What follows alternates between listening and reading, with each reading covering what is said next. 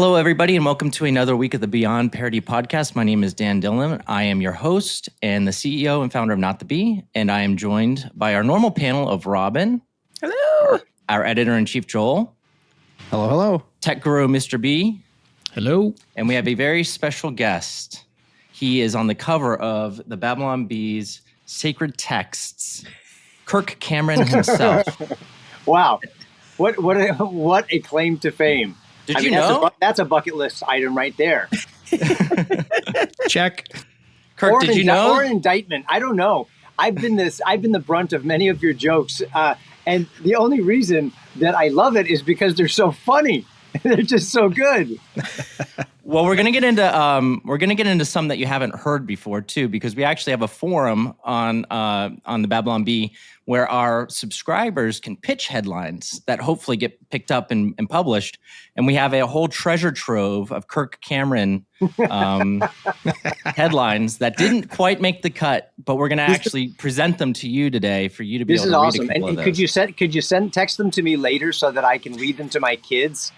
It'll just make fun fodder and ammunition for them to bring back to me later. We can put them on a pillow for you if you'd like. That would be so great.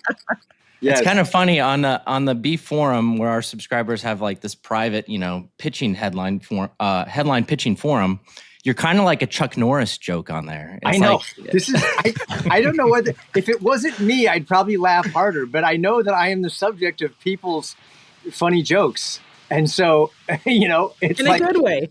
But it's funny. And you know what's really great about it is that it helps you not take yourself too seriously. And that is very important in this day and age when everyone is struggling with a serious case of narcissism. Yeah, absolutely. 100%. So go ahead, take your shots, Dan. Well, we're going to save those for the end. We want people to wait until the end to see those. So we're going to talk about, there's so much stuff going on in the past week since we recorded. The last time I recorded was last Thursday, which was before Charlie Kirk's memorial. And one thing, I did want to get your general feedback, Kirk, on the memorial. Did you watch it? Did you tune in for the whole thing? How did you feel about seeing the gospel being brought to so many people, even from the mouths of politicians? How did you feel about that? What did you feel about when you were watching that? It was emotional for me. Oh my goodness. I mean, if it wasn't, there'd be something wrong with you.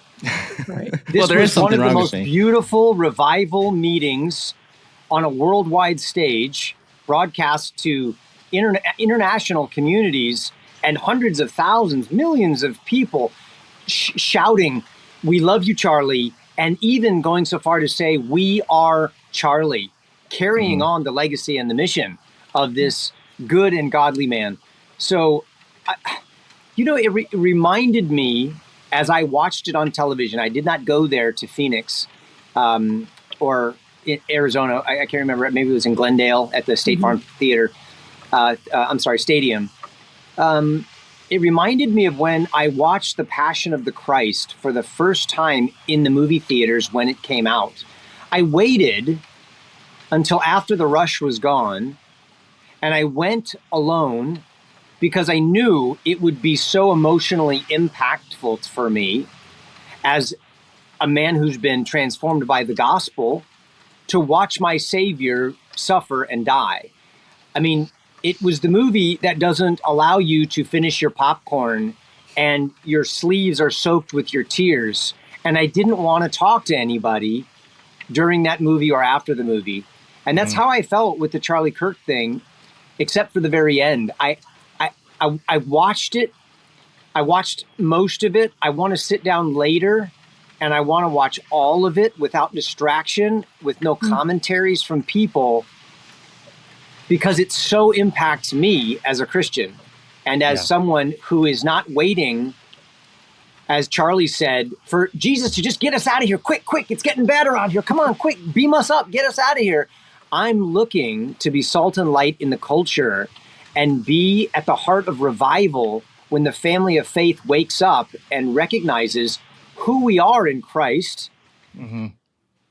that we are covenant children of God, and where we are positionally in the heavenly places of power, and that is, according to Paul, seated together with Christ in the heavenly places, ruling and reigning over the nations with him.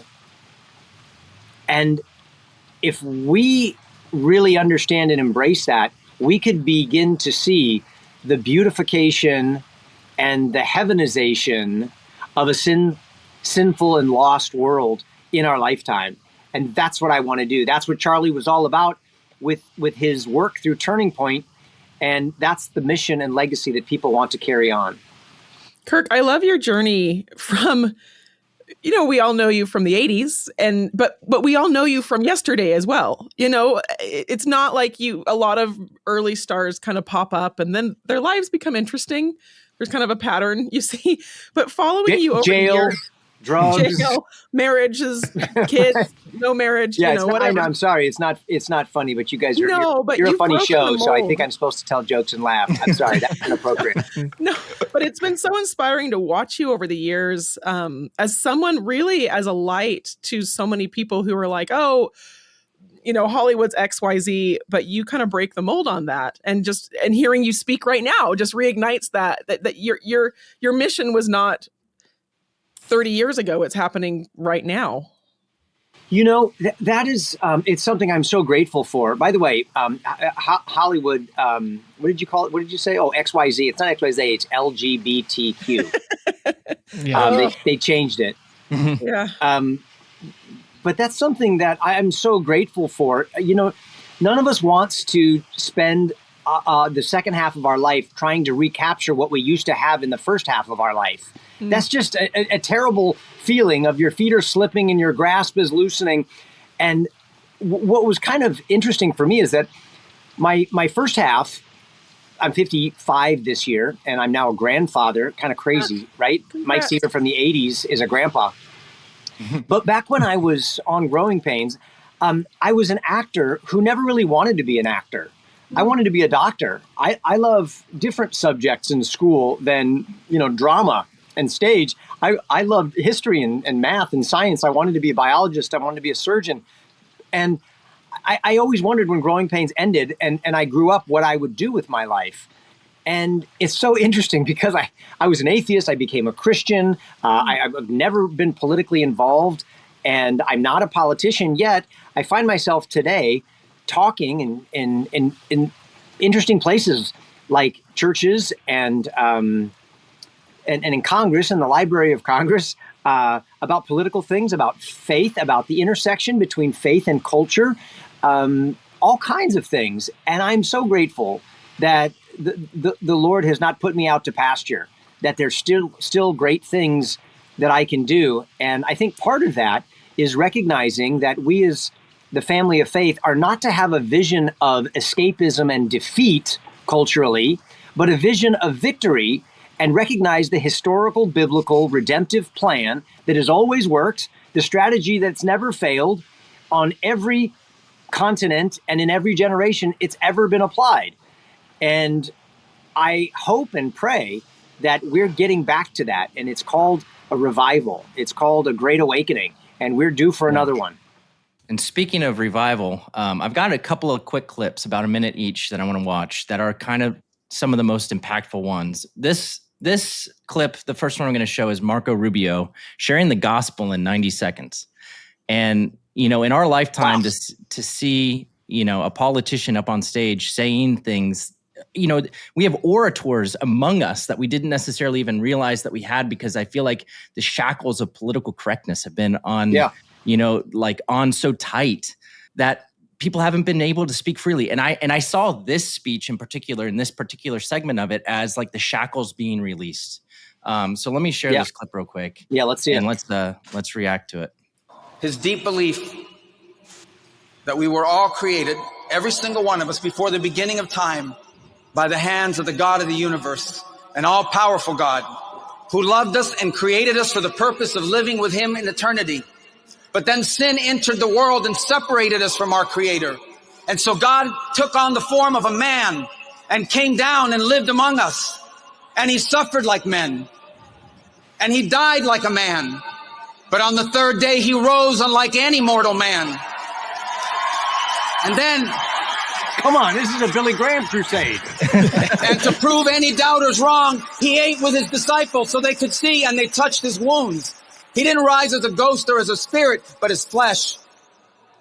And then he rose to the heaven, but he promised he would return, and he will. And when he returns, because he took on that death, because he carried that cross, we were freed from the sin that separated us from him. And when he returns, there will be a new heaven and a new earth, and we will all be together, and we are going to have a great reunion there again with Charlie and all the people we love. Thank you, and God bless you. Wow. Like so that good. is the U.S. Secretary of State. Like that just blows my mind. I just can't imagine the last like 50 or so years of politics hearing that. Yeah. Yeah. It's amazing. And it wasn't just him. I mean, go if you know Pete Hegseth, the Secretary of War, he's going to be raising a glass to Marco Rubio for what he just said. And then you listen to Tucker Carlson, and then you listen to J.D. Vance. If you don't have a clip of J.D. Vance, maybe we should grab that one too, because when he started talking, he improvised with something that was not part of his written speech. And he said, you know, I just said this to somebody backstage before I came out here. But the truth is, he says, I've been in public office now for many years.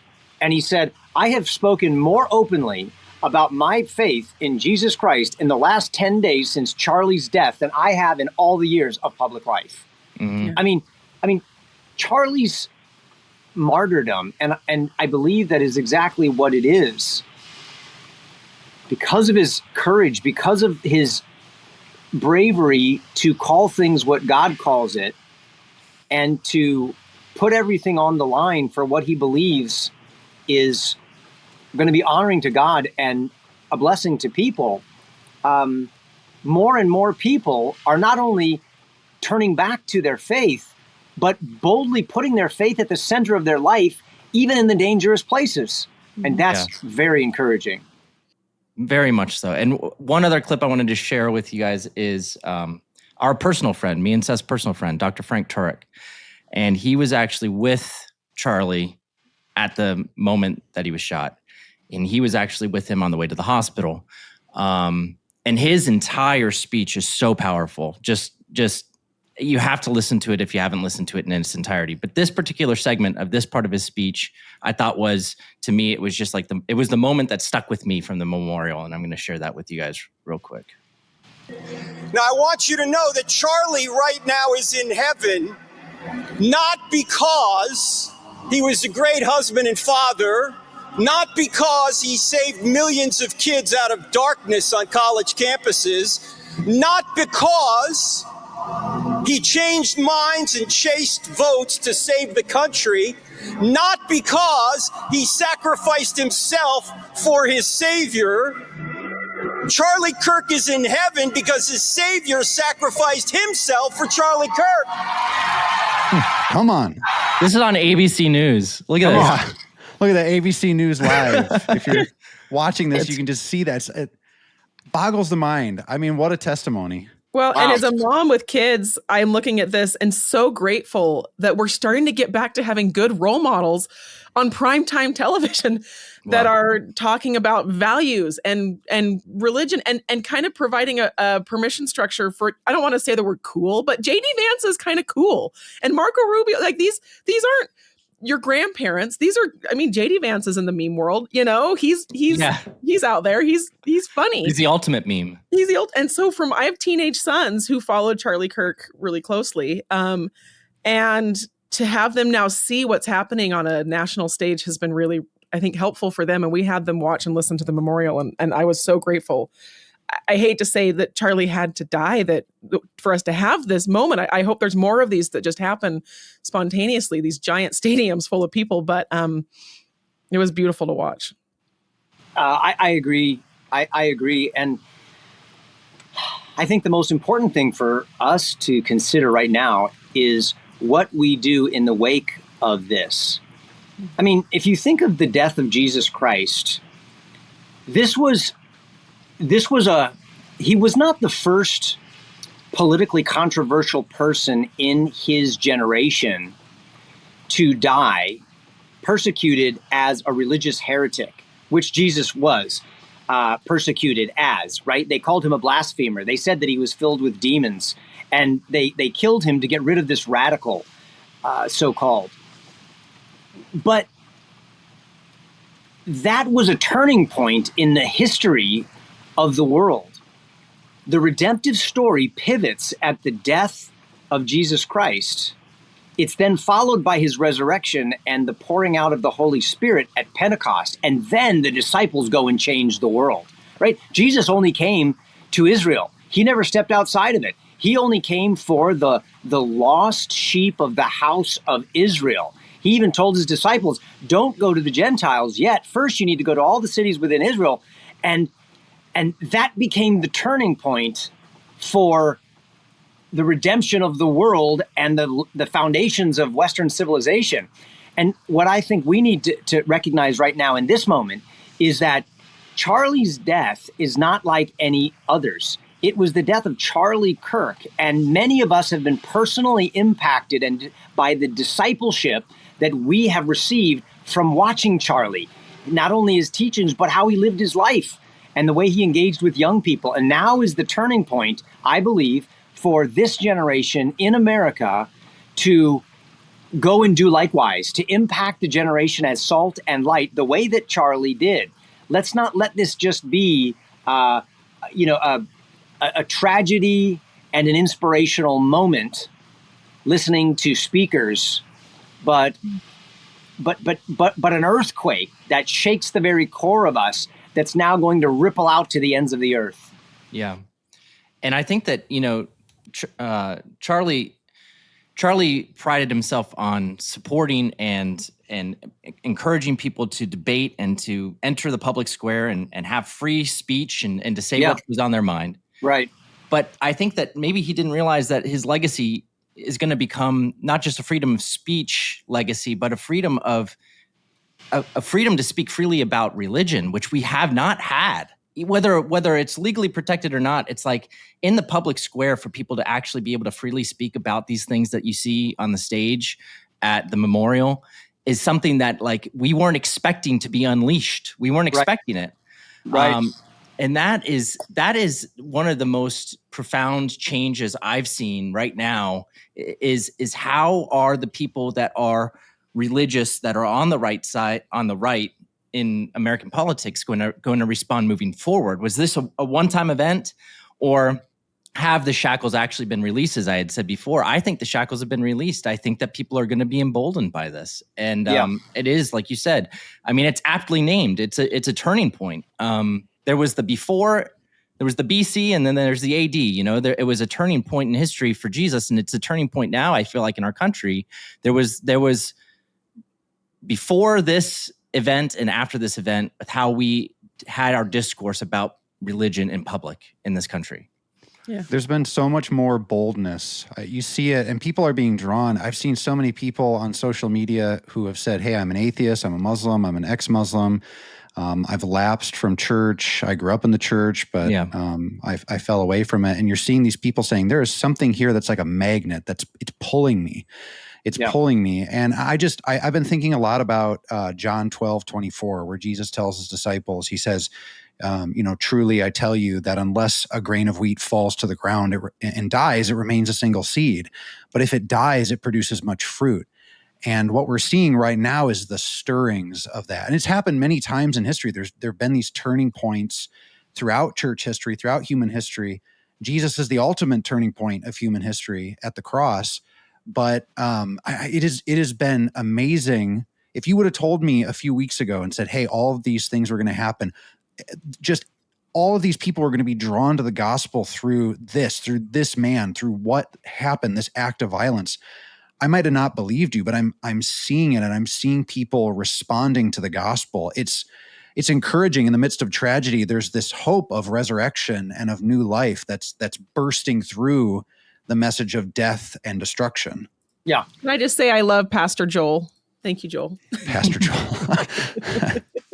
Go ahead, Kirk. Yes, and amen. You know, it's interesting. I think a lot of people prior to Charlie's assassination, if you were to ask people who was Charlie Kirk, a lot of them would be like, you know, especially when you look on the left, they're just pissed about his political views, and you've got these evil women in politics who are just, you know, they are so degrading in their speech, and it's just evil, the things that they're saying about Charlie and about his speech and and his values and all of this stuff. It's just the exact opposite of what it really is.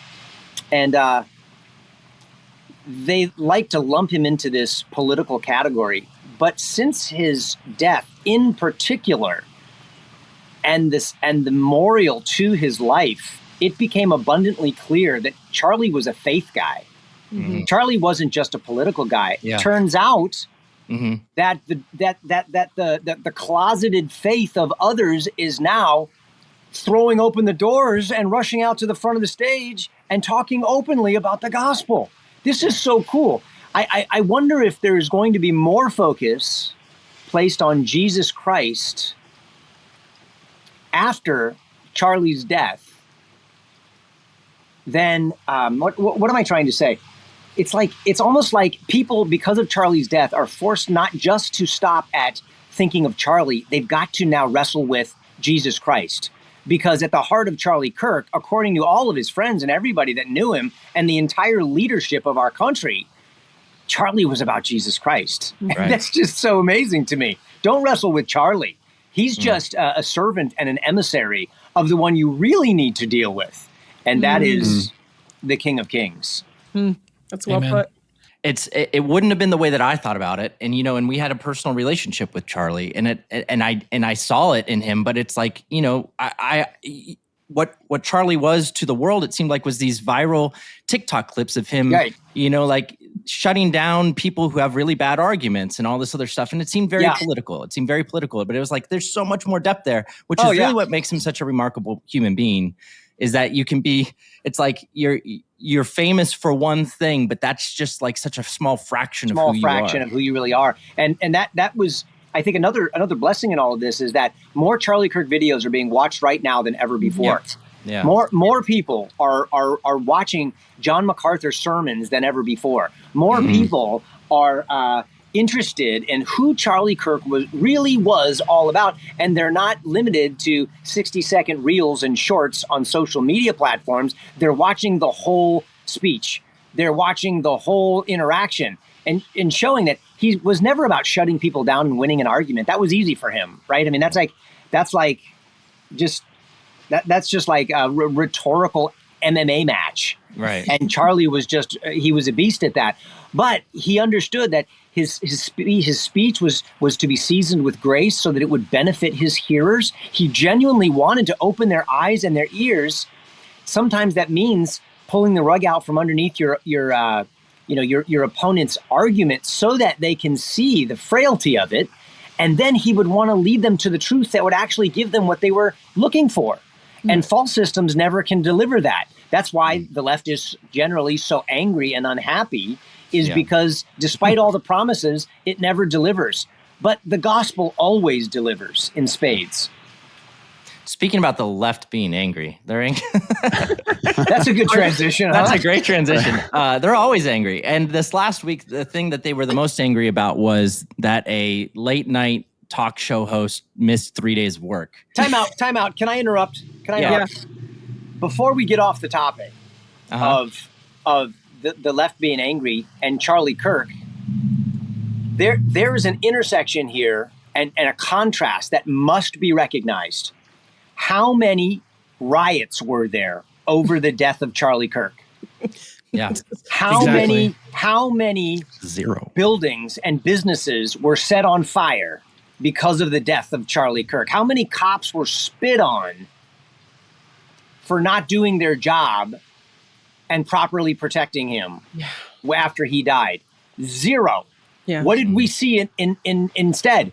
Prayer vigils, church services filled to overflowing, people gathering in streets, not chanting death threats, but praying for God's mercy and his forgiveness, and extending that forgiveness from Erica Kirk to the assassin that is in custody. This is a stark contrast to those who are lost and broken and don't know Jesus. Those people start riots. We don't go to revolution, we go to revival. Yeah, by their fruits you shall know them, right? And this is, I'm not going to say the conservative movement is perfect or flawless, but in this moment, we rose to the occasion. It's very clear. I'm not even talking about conservatives. I'm talking about Christians. Right, right. And they're not necessarily mutually exclusive, but with all the rhinos in the world, they're not even Republicans, let alone true members of the family of faith. I'm talking about how do brothers and sisters in Christ respond? Right. The way we respond is totally differently. Those who share the values of Charlie Kirk, yes, he's a conservative, but first and foremost, the root of his conservative values of family, faith, and freedom and the love for America are rooted in biblical values. And that's entirely different. We are called to love our enemies. Stand for truth, yes. Resist evil, yes. But we look to overcome evil with good, not more evil. Right. And, you would think that anybody with half a brain who isn't necessarily been exposed to Christian ideals before can see this, right? But the reality is that, Jimmy Kimmel is a perfect example and a perfect transition here because he's a part of this entire complex of media, which is built around hiding the truth from people. And so if all you consumed was Jimmy Kimmel Live and MSNBC, you wouldn't see it this way. You would think, first of all, that the shooter was a right-wing activist somehow. You would think that he was MAGA somehow because those were the words that Jimmy Kimmel used.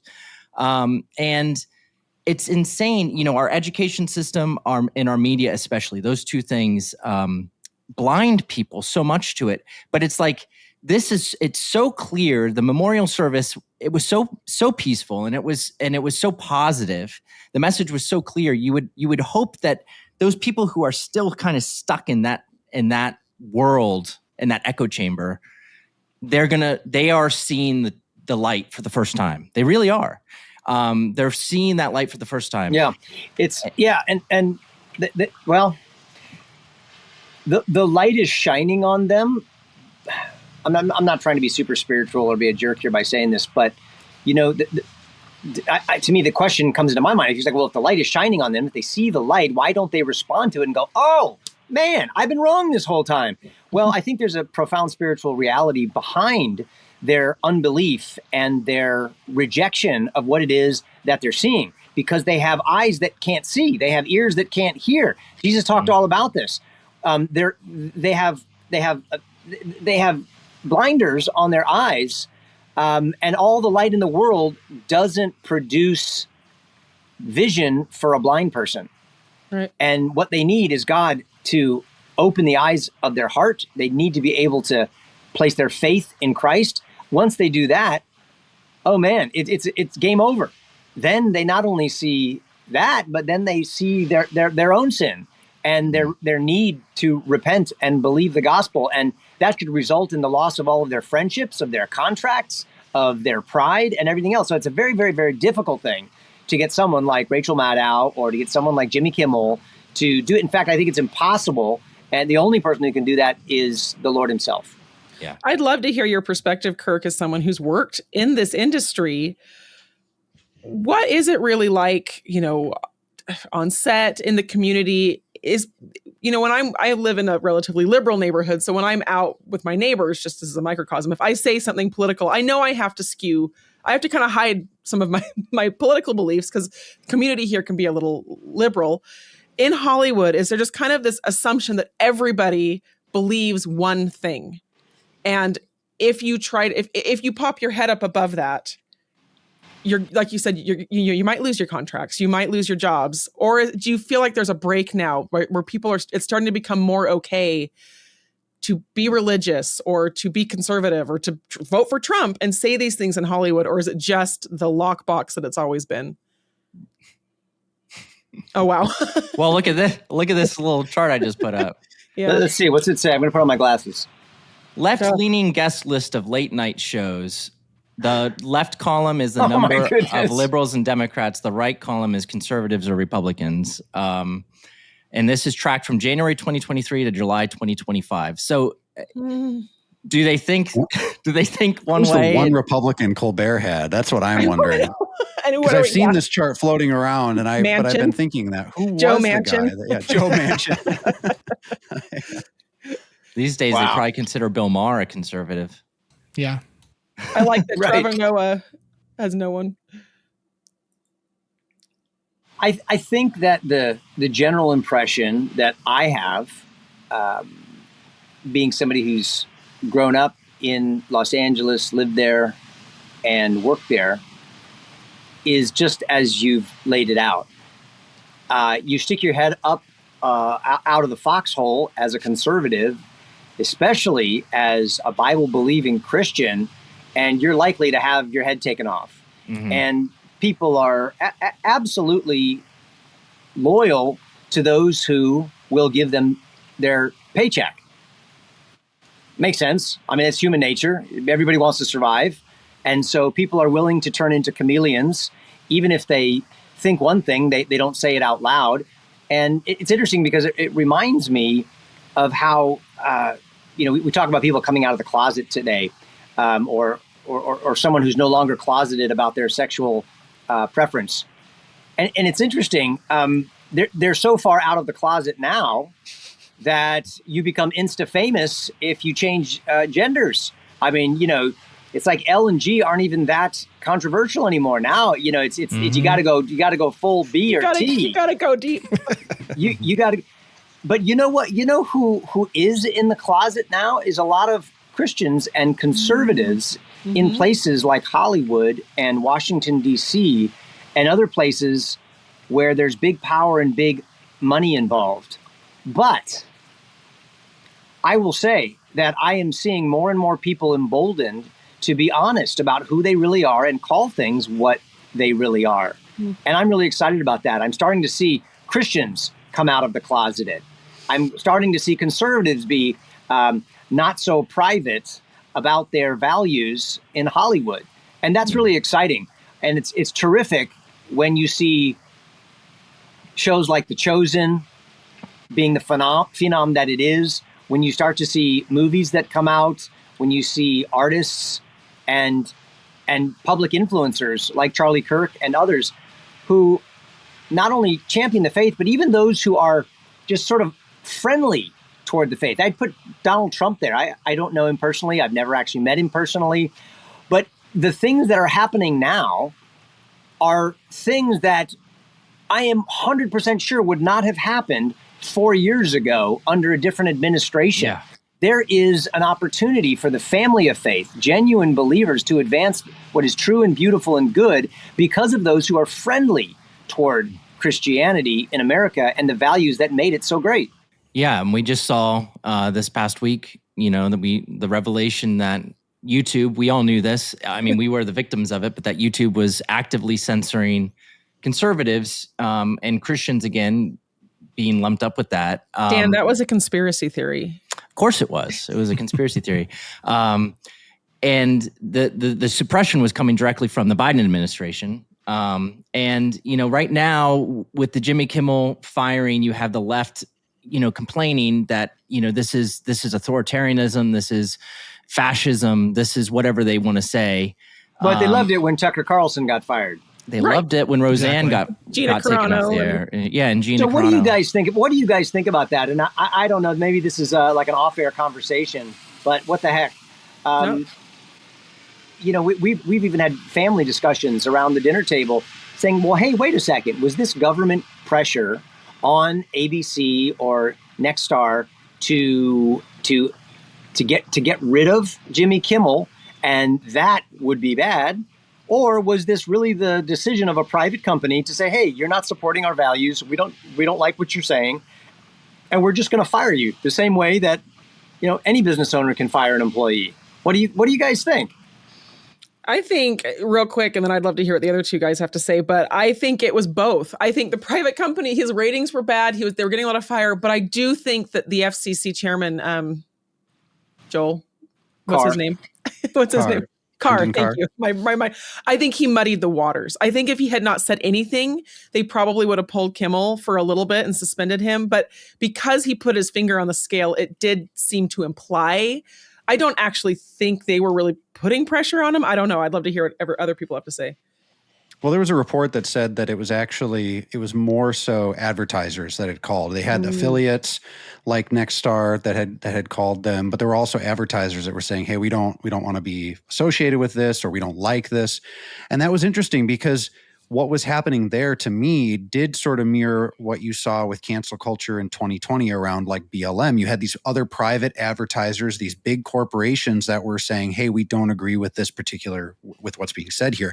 But it wasn't being applied. That pressure from these private companies, advertisers, wasn't being applied toward the left. Yeah. And that's like the first time in my life that I can really think of that something like this happened where these private companies actually exercised some muscle and said, yeah, no, we don't like what you're saying because it is too far left.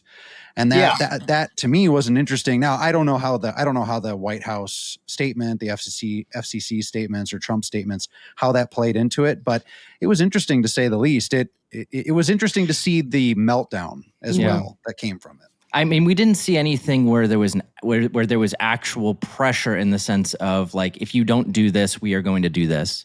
There were obviously stern statements that were made, and to a certain extent, when people go out and spread blatantly false information, they should be called out on it by anybody who has a platform to do so, and that's what Jimmy Kimmel did. He in his apology, let me just play his apology real quick, because it's not an apology. It's everything but an apology. Have you seen this yet, Kirk? Have you seen? No, I have not. No, I have not.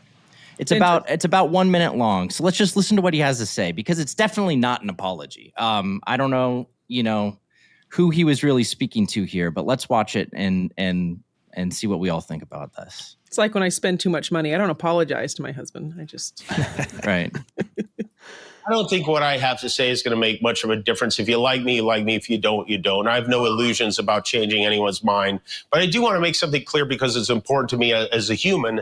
And that is, you understand that it was never my intention to make light of the murder of a young man. I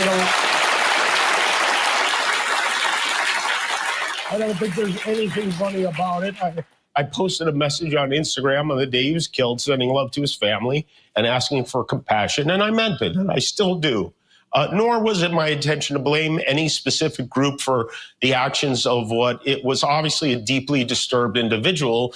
That was really the opposite of the point I was trying to make, but I understand that to some that felt either ill-timed or unclear, or maybe both. And for those who think I did point a finger, I get why you're upset. If the situation was reversed, there's a good chance I'd have felt the same way. I have many friends and family members on the other side who I love and remain close to, even though we don't agree on politics at all. I don't think the murderer who shot Charlie Kirk represents anyone. This was a sick person who believed violence was a solution, and it isn't. Ever. So but that's unless you have amnesia, you remember that he said that the right wingers were doing everything they could to try to distance themselves from one of their own. Right. When the crazy guy shot Charlie. Yeah. So he absolutely was saying that this was somebody of their own group. Well, he's apologizing. Is the key word there. Kirk, you're an actor. Did you buy those tears? I don't. I have no idea. I have no idea. Yeah. I can't judge the intentions or motives of a man's heart. I just know that what he's saying is not lining up with what he said before.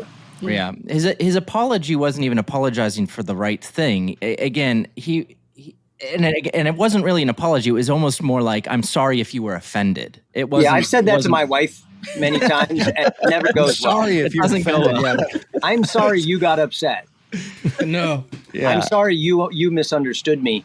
But I in fact, I want to believe that his broken voice and that reflects a broken heart is real. And you know what that speaks to me of? Not of his contrition that he spoke an inappropriate, disrespectful joke and an untruth, but it reflects that he was made in the image of God, and he understands that life is precious. And I want to believe that that is something that is, it speaks to everyone, the righteous and the unrighteous. Mm-hmm. God has given them and stamped eternity upon our hearts. And there are some things that we just can't silence and get away from. And one of them is that life is precious. Yeah. Well, the platform of the left certainly doesn't support the stance that life is precious, unfortunately. And, he may have been sincere in being emotional, I think. I think that he is emotional about the whole situation that happened, but I don't think that his apology even addressed the main crux of why people were upset. Yeah, and I get that too at a pragmatic level, because if he really did, that would just, can you imagine the text that he would have gotten from his left friends? Mm-hmm. Yeah. All the guests that you just showed on that list. Charlie, Jimmy, what are you doing? What are you doing? You're backsliding. Don't do that. Let the Christians be the backsliders. But we're leftists. We can't backslide. Don't apologize or back down. I think actually, if you listen to his whole monologue, the most powerful moment for me in it is he actually concedes that Ben Shapiro, Ted Cruz, some of these really what he would consider to be far right pundits, which I don't consider Ben Shapiro to be far right, but he said they, when his show came off the air, he gave them credit for speaking out against what they thought may be government interference and free speech. And he actually, in his monologue, he plays a clip from Ted Cruz saying we shouldn't censor free speech, even if it's someone we don't agree with. And he kind of gives him a hat tip. And that was probably the most unifying moment. And he makes a lot of jokes and he talks about how much he doesn't like Ted Cruz and whatever. But coming through it is a little bit of a handshake between these two sides, especially in this industry of talking politics. And watching that gave me more hope for the left than about anything I've seen the last little bit, is that Jimmy Kimmel would be willing to give a few points to how we reacted on the right to his cancellation. There were very, very, very few people who were applauding if we thought that there was government pressure taking him off the air. And he acknowledges that. And I thought that was very good of him to acknowledge that. I thought it was a very good moment. Yeah, I don't think anybody on the right was celebrating the idea of the government telling ABC to pull him off the air. I don't think that anybody would have been happy about that. It's kind of like the thing that happened with Pam Bondi the other week, where she was talking about hate speech when she really meant incitement to violence. And we were like, whoa. No. Wait a second. The government shouldn't be going after people for what they deem to be hate speech. That's not something that we all agree with on the right. So it's kind of that same type of a thing. Maybe people were happy with the outcome a little bit of Jimmy Kimmel not being on the air anymore. But people weren't super happy about the idea that the FCC might be stepping in and doing that, because nobody wants that to happen. And if you're short-sighted enough to think, oh, we need to get the government involved to start doing this, to start shutting down all these liberals that are on talk shows and things like that, then bad idea. Yeah, really bad idea when that turns around and is start being used on you during the next, Democrat presidency, or what we just basically suffered through for 4 years under the Biden administration as well. Let's bring up something that we can all kind of chuckle at here. Every week, Kirk, we do something called the blue-haired breakdown, and sometimes they actually have blue hair. A lot of times, more often than not, they do have blue homage. Hair. This girl doesn't have blue hair, but let's just watch this clip. This is our crazy leftist freak out of the week clip. Let's watch this and enjoy it. All right, so here we go. No context. This is just something that was posted to the internet. The eyes. Yeah, the eyes will get you. All right, here we go. Just register Republican. Just register Republican. You're a blue dot in a red area. Just register Republican. Then you get a say in who gets to be their primary candidate. Register Republican. Just register Republican. It doesn't matter. You can go online. That little card doesn't make a difference. It doesn't actually mean anything. You can just register Republican. Let's all just register Republican. We can all register Republican. What will happen if the Republican Party and the MAGA Party all starts getting crazy leftist LGBTQ folk, and we can all just... I do like how she gives herself credit for being crazy. Register Republican. There's nothing stopping them. If they're going to round up all the leftists and the Democrats, we can all just register Republican. Look at her eyes. It's all fake anyway. It's all made up. Register Republican. You can vote for whoever you want in the general elections, but in the primaries, you would have a voice in a less crazy candidate, maybe making it to the last stage of the game here. Just register Republican. This woman is the authority on who the less crazy candidate is.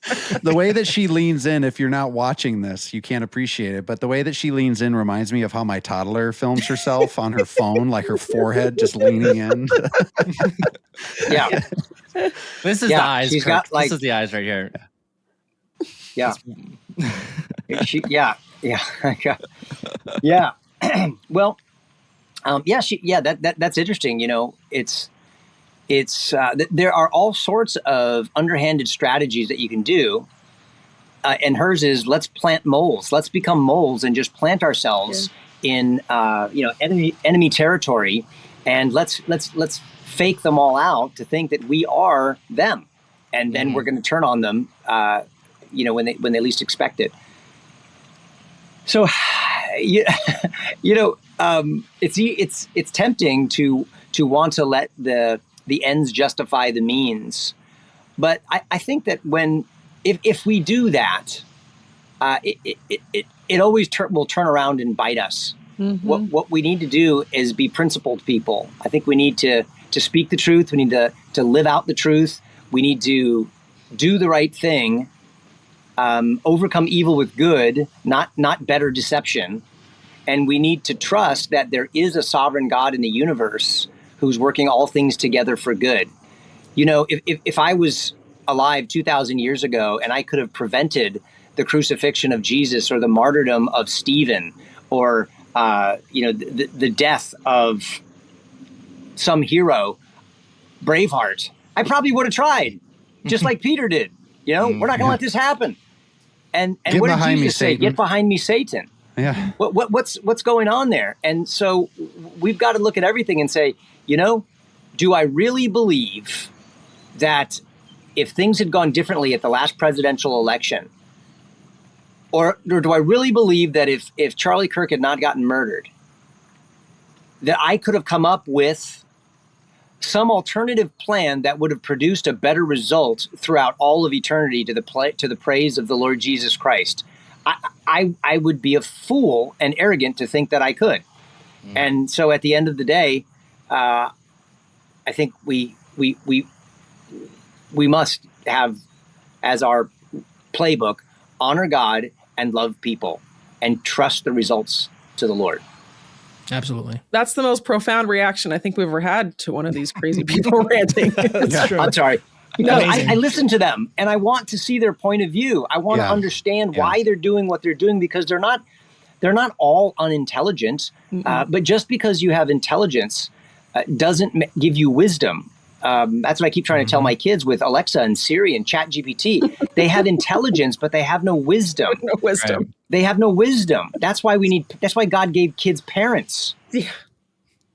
Hopefully wise parents. Hopefully, yeah. Hopefully wise. We're working on it. Yeah, the fear of the Lord is the beginning of wisdom. How do you give Alexa the fear of the Lord? You can't. Ooh, Dan, work on that. You're in a good place to work on that. You're smart.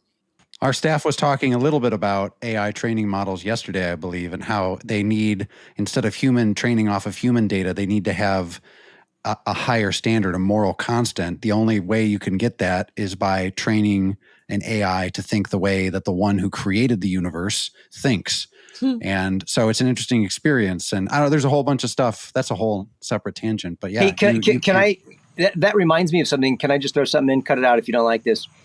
But I read an article that was just fascinating to me. And it was the sayings of a man, I can't remember his name, but they call him the grandfather of AI. And he developed the model that allowed for AI to exist. And he's lamenting that in the early stages of the development, he only was trying to figure out how to make AI possible. He never tried to limit its ability to mitigate the risks of a super intelligent machine. And his concern now is, what do we do when artificial intelligence determines that human beings are no longer necessary, or worse, are getting in the way? And he said the only way that we can save humanity from AI is ultimately to program into it maternal instincts. That is, that it has a maternal instinct toward us like its children. Towards preservation. And it was very interesting to me that he goes to that maternal instinct as though that is the most sacred bond in all of existence, the bond between a mother and her child. And this guy is probably, if I were to guess, a leftist who is not pro-life and invested in maternal instincts. He is probably invested in teaching women that instinct is optional and that children can be discarded. What does that say for the future of the human race? If we can't even get that into females and males in our country, are we ever going to teach that to AI in earnest? That's interesting. I'd have to think about that. That's a really interesting theory. With the conversation that we were having too, it's possible that this might develop naturally. And the reason was because of exactly what I'm experiencing. And I don't think too much about my job, what I do at the Babylon Bee and everything like that, but I basically run all the tech stuff. And so I'm a web developer and an app developer, and I do all that stuff. And one of the issues that I've been having is that as new software has been released, like new versions of iOS and new versions of some of these languages that we use, like Swift and PHP, are released, there's a significant regression happening in AI right now, where when this new software is released and you ask AI a question about how to do something, it doesn't know the answer. And the reason it doesn't know the answer is because no humans have figured out how to do these things yet, and it hasn't studied what the humans have had to say. And so it doesn't know the answer. And all of the different forums that we used to have on the internet, like Stack Overflow, where people would ask questions and humans would answer them, don't exist anymore because everybody just relies on AI, thinking AI is going to always have the answer. But AI actually needs the humans. Yeah, its database is being like stopped, limited from growing because people aren't thinking anymore. They're just relying on AI. That's what I'm here to say.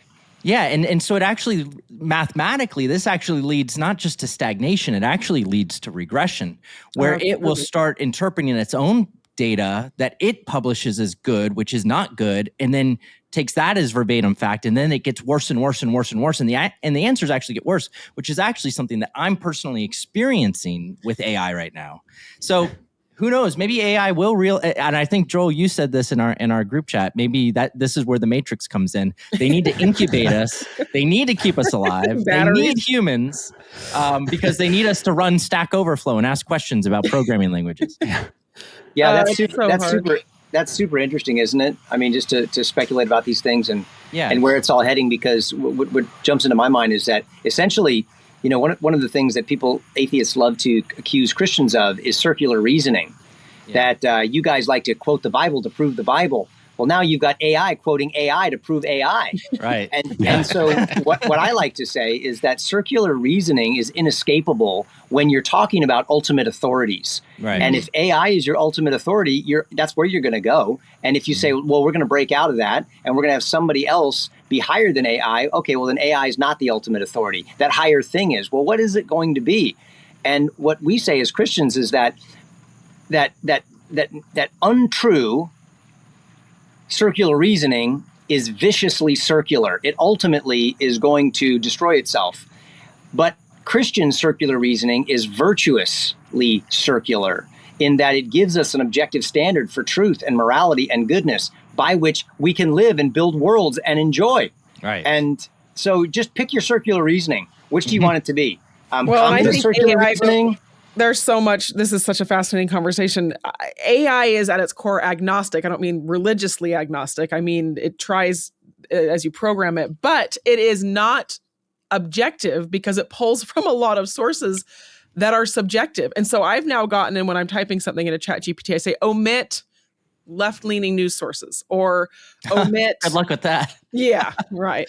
But well, and you get into arguments. You get into arguments on Twitter now, and people just say @Grok.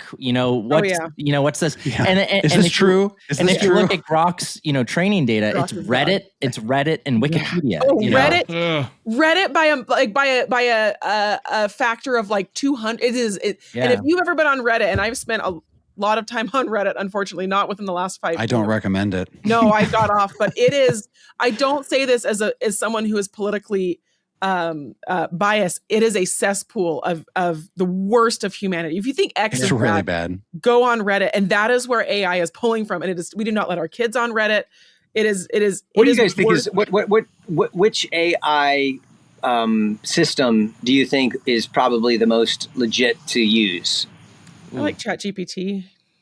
I mean, it's the most helpful when you're not looking for I would say, objective truth type of an answer. I would say ChatGPT is probably the most helpful. You know, Grok isn't quite as good.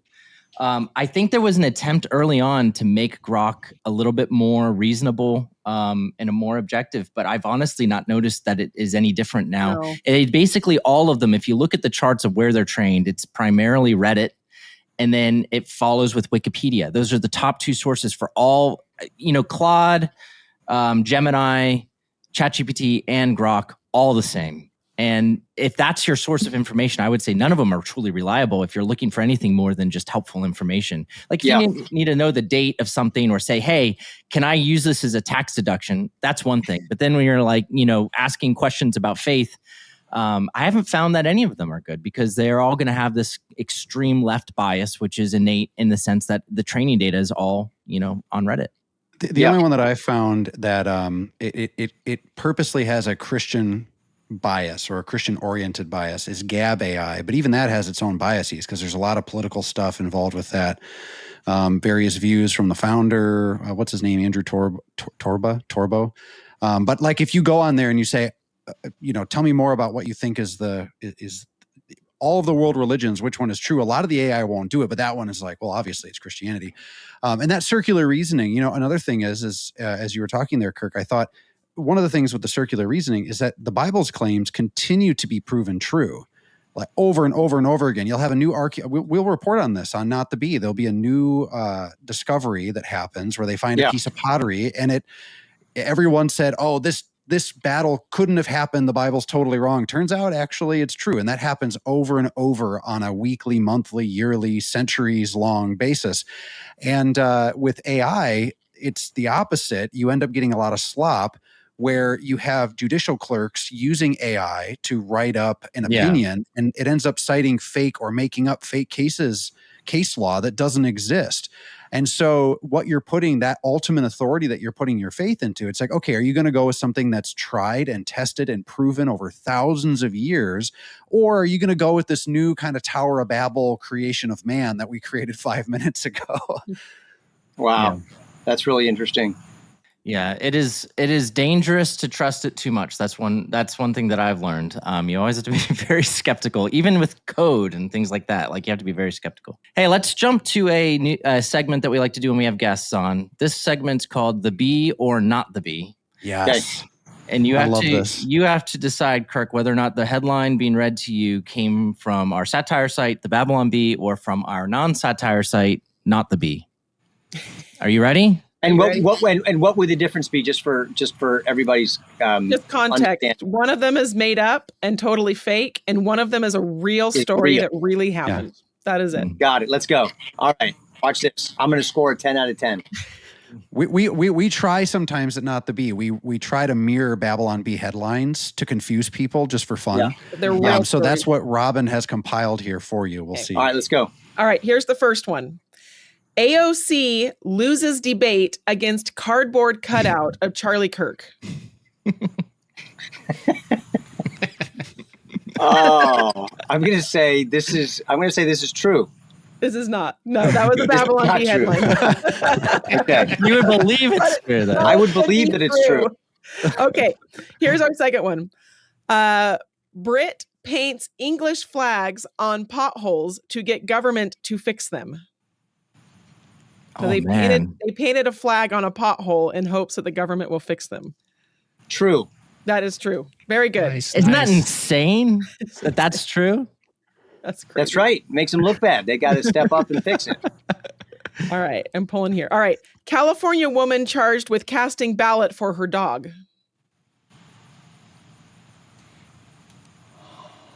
That is false.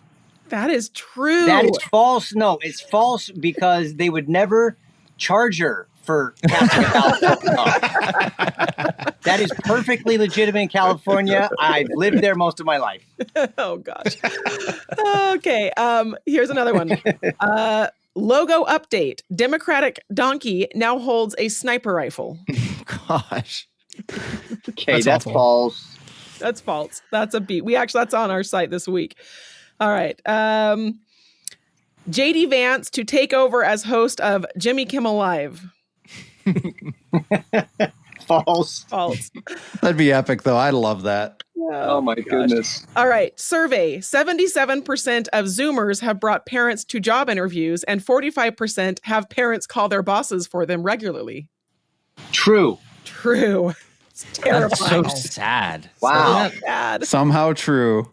Somehow Amazing. true. All right. Should we this is a great one. All right. Heaven confirms pastors are allowed to speed on their way to church. That's a Babylon Bee headline. All right. Okay. Last one. Washington Post journalist wins Pulitzer Prize for Best Fabricated Quote. That's false. That's false. Yeah. Nice work. That's hard. There we go. Good job. It's so hard to know. I know, right? Real and what's not. It's I know. almost ridiculous. So all right, so tell me tell me these jokes. You've made me wait long enough. This is I feel like it's Christmas morning and I want to open a few presents. I'm pulling them up.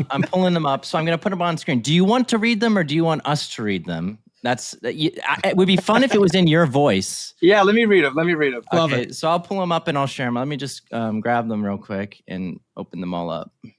Okay, here it is. Ready? Recently unearthed manuscript contains King Jehoshaphat's final request that he be played by Kirk Cameron. I love this. I like that I'm just like the archetypal Christian actor who could be, Captain America. I could be King Jehoshaphat. I could be whatever. I'd vote for you. All right, here's the next one. Kirk Cameron to initiate more popular Dairy Queen story hour. Yeah, there we go. That's right. Because Kirk Dazzle Glamoroni never fit me very well.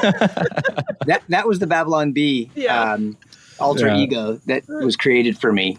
For your library. All right, now this one was actually published. Those two were from our subscribers, but this actually hit the website, so I'm sure you've seen this one before. Oh, so this is a real one? This is a real one. Yeah, this is a real one. This one says, new Left Behind action figures, just empty boxes. Oh my goodness. That's good, isn't it? Oh my goodness. Oh my goodness. Somebody, you guys, I want to be a part of these writing sessions where you guys are, it's like 3 a.m. and you just, it's your third Uber Eats delivery of Chinese food.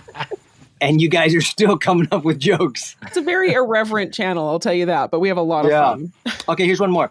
Grounded homeschool kid not allowed to watch any Kirk Cameron movies for 2 full weeks. Why not? Because he's homeschooled. Because he's homeschooled. I'm not wholesome enough for homeschooled kids. Oh my goodness.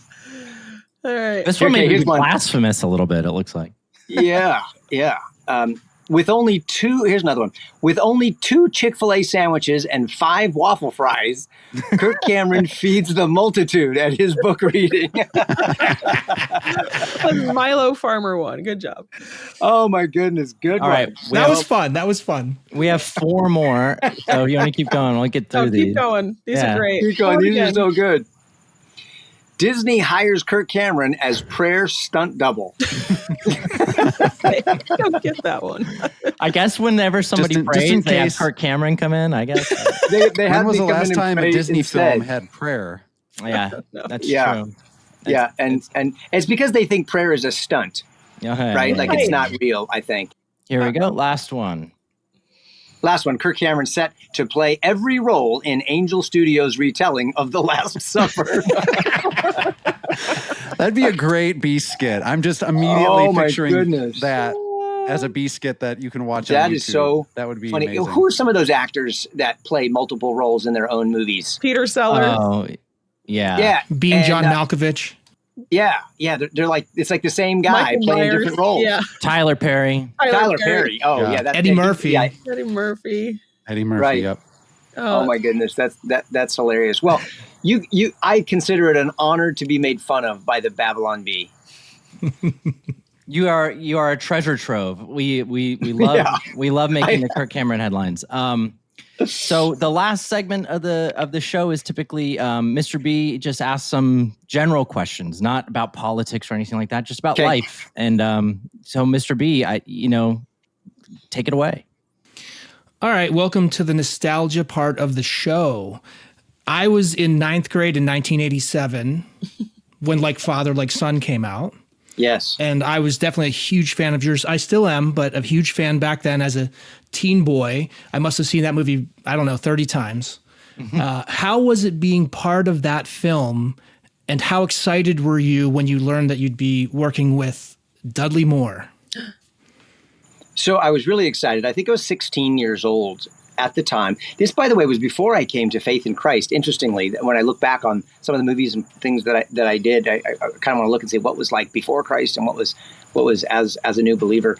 I was really excited to do that. It was fun. It was in the middle of Growing Pains. It was one of the first movies, like big movies that I had done. And meeting Dudley Moore was great. I remembered him from Arthur. He's super funny in person, and a really nice guy. And the whole movie was fun to work on, including working with Sean Astin from Lord of the Rings and other things. And that was a couple years after Goonies too, right? What's that? That was a couple years after Goonies. Yes, that's right. Any fun stories? Do you still keep in touch with him, or? Well, I've not kept in close touch with Sean Astin. I never really kept in touch with Dudley Moore, but I think that's just mostly the result of being super busy on Growing Pains and then other projects that we worked on. But both were super nice guys. How did you feel the moment you realized that you were a teen heartthrob? I don't know that I ever realized that. All those magazine covers, though? Yeah, it was just embarrassing. It was just weird, They wanted to put makeup on you and stuff. Remember Duran Duran? Do you remember like Depeche Mode? Oh, yeah. All the guys have like eyeliner and mascara and lipstick, and right, it's all that glam rock stuff. And they were wanting to do that with me, and so it was very embarrassing. My kids are embarrassed of it now. They're like, Dad, back when you were 17 and you were like the poster guy in the middle of those magazines. He's like, that was so selfish of you. You should have had the foresight to know that one day you would have children and that we would be embarrassed by these photos. and Said I was every like, child I wasn't to their thinking about parents that back then. I was just, trying to figure out what I was going to go do with my friends that weekend. So, Kirk, are you okay in post if I pull up one of those pictures? Sure. Yeah. Of okay. course. Here it is right now. Oh, great. Blackmail me right here in on your own show. Okay. I also want to know, since I'm a child of the 80s, besides Like Father, Like Son, what are 3 of your favorite movies from the 80s? Well, I may have the dates wrong. It's hard for me to remember, whether these were the 80s or the 90s or what. But I remember, Ferris Bueller's Day Off. I loved Breakfast Club, and I loved Risky Business. All of these movies, and there's plenty of inappropriate stuff in all of these movies. Top Gun, of course, was great, and I remember them. It was like my 14-year-old world, and it was all Prince.